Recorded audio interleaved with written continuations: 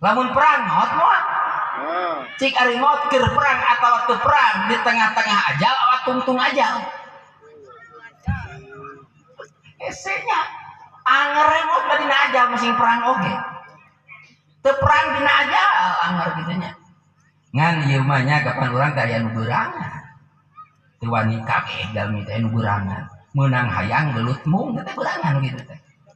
mati sahid teh hayangan ini kana pangperangan mah mung kumaha tuh tumaros Siti Aisyah radhiyallahu anha tumaros ka Kangjeng Nabi Muhammad sallallahu alaihi wasallam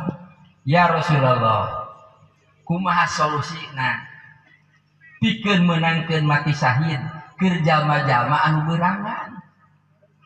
ada urang hoyong mati sahid hoyong teh Pak nya alon nyariosna hoyong teh sing nya sing sebut tuh hoyong